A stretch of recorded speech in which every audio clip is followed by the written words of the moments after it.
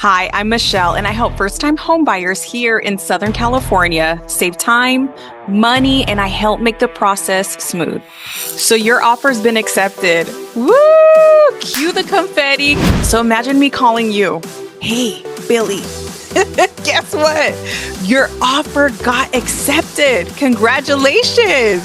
And you're on the other line. You're super excited. You're like, oh my gosh, the journey. We're halfway there. And then you say, okay, now what, Michelle? What's next? I got you. I got your back. In this video, I'm going to walk you through what exactly happens during the escrow process, from inspections to appraisals to final walkthroughs, and how to avoid last-minute surprises before closing. You guys, this is part 7 of my step-by-step series of how to buy a house here in Southern California. I created this series for you to give you clear, honest answers without any pressure, so you can make confident decisions for your lifestyle. And if you're ready right now to take the first step, download my free first-time buyer toolkit. It comes with so much. You can access my first-time buyer guide, checklist, more videos, and access to book a 15-minute complimentary consultation with me. All right, you guys, let's make this part smooth, clear, and drama-free. Let's get into it. Section 1, what is escrow really? Okay, so let's start with the basics. What is escrow? Escrow is a neutral third party, and here's what they do. They hold your down payment and closing costs. You wire them directly to their trust escrow account. They coordinate documents. They make sure that the house is transferred to you smoothly and free of any liens that is tied to the property that you're purchasing. And they're like the referee. They make sure that you, the buyer, and the sellers follow the terms of the contract. I like to think of escrow like the referee and the accountant. The referee makes sure that everyone plays fair, no shortcuts, no surprises. And the accountant keeps track of the money, the paperwork, and the timelines. Once your offer is accepted, we enter the escrow period. And it's typically about 30 days, but it really does depend on the terms of the contract, because sometimes if you're doing a cash transaction, it could be 7 days, 14 days. If you're doing a loan, it could be between 14 and 30 days. So it just really depends. During this time, your lender will finalize the loan. You'll need to deposit your earnest money. Inspections and the appraisal is going to happen. Escrow is where everything comes together behind the scenes. And I'm right there with you, making sure that everything's handled and not falling between the cracks. I'm like the project manager. Section 2, home inspections, protecting your investment. So remember this, you're not only purchasing a home, you're also purchasing the condition.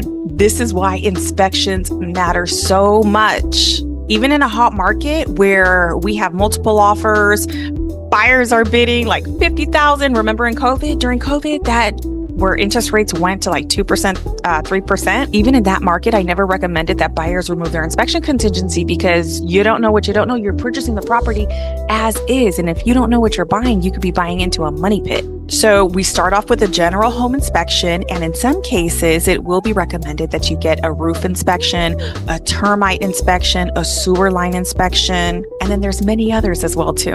And then once you get the inspection report, we typically get it about 24 hours or within 24 hours of the inspection being done, and we're going to review it together. And I'll help you understand which one is a big deal and which ones are minor, whether we should request repairs before closing or credits too. So that's something that we renegotiate if the home is in a pretty poor condition or some things are uncovered that, again, could be a money pit. So this is another negotiation. And remember, you're not 100% committed to purchasing the house when you get your offer accepted. You're about 50% committed, because you do need to do your due diligence and have your inspections and have the appraisal done and have your loan fully approved if you haven't done so already.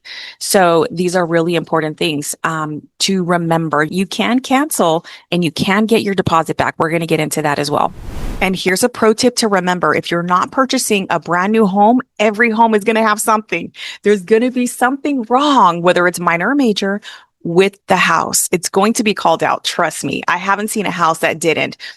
cracks in the concrete, every little thing is called out. And that's a good thing because you want to know every single little thing so that you are 100% fully aware and informed of what you're saying yes to 100%. My job is to help you focus on the health and safety concerns, the high ticket items, not just the little cosmetic repairs. And this is where in the previous video, when I was mentioning they don't want things, sellers don't want you to be nitpicky and things like that. Like if there is a doorknob, the lock is not locking, we're not going to ask for that because that's something that you can change. It's something so small and minor. We're not going to be nitpicking little things like that. We're going to be looking at the health and safety issues and the major components, the high ticket items. Section 3, the appraisal and loan process. So while we're doing our inspections, the lender is going to be ordering the appraisal and finalizing your loan. So here's what the appraiser does. The appraiser goes out to the property and they make sure that the price that you offered is within the market price, fair market value. They just want to confirm it because that is the collateral that the lenders use to give you your loan. So what happens if the appraisal comes in low? You have options. Again, you're only 50% committed, and this is another renegotiation of price. Or maybe they can add in some closing costs for you. We'll definitely take a look at that to see what the best option for you is if the appraisal comes in lower. Okay, so here's something that not all people, but some people might find frustrating. So I'm going to give you guys a heads up on this right now.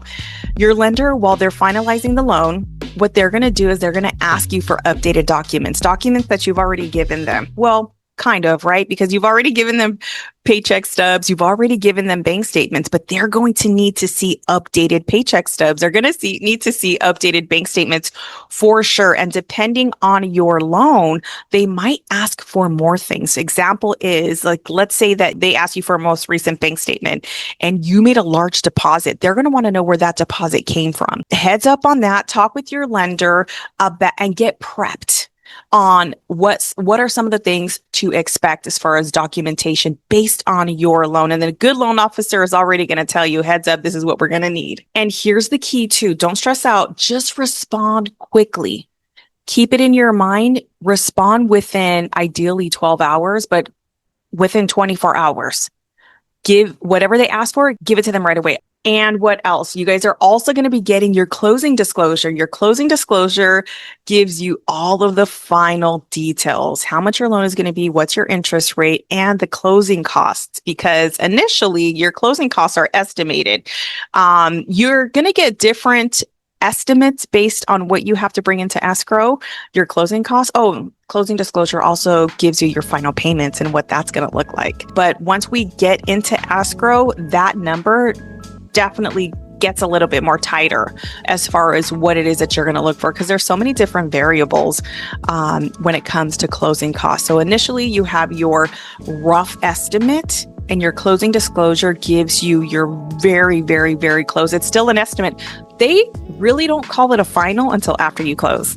Section 4, final walkthrough and getting the keys. So about 3 to 5 days before we close, we're going to do a final walkthrough. And this is not an inspection. We cannot cancel at this point. And this topic is a topic that we're going to get into when we have our in-person buyer consultation. And this is not an inspection. It's a chance to confirm the property's condition, to make sure that the condition of the home is in the same condition as it was when you initially wrote your offer. If we negotiated repairs, this is the time where we go in and we take a look to make sure that those repairs have been done. And another option is that you can have the inspector, like let's say that they were going to fix something in the ducts, for the HVAC system, something big, something underneath the house. We're not going to go underneath the house. Then you can have the inspector come back and re-inspect just to confirm that those inspections have been done and they have been done properly. Or I should say, and here's something else. The seller has to give you the receipts and warranties that come with making those repairs. Those should be there at the property when we're doing the final walkthrough. So I'll definitely make sure of that as well too. We're going to also verify that nothing has been removed that was supposed to stay. That's a big one too. So once everything checks out, then The lender funds your loan. Then the county records your deed and the home is in your name. This right here is when we can officially celebrate and congratulate you. Congratulate you on owning your first home. Get into that feeling, get into that momentum, because this is the feeling right here that you're going to want to take in the beginning of your home search. Carry this energy with you. Carry this energy of, I got it, visualize it, see it, manifest it, because it is there for you. If you have a desire to purchase a home and you are watching this and you have made a commitment to watch all 8 steps of this series, then home ownership is for you. I want you to know that, and I want you to believe that wholeheartedly. I'm getting teary-eyed. Oh my God. I get so passionate about this. Oh. Okay, hold on. Let me gather myself.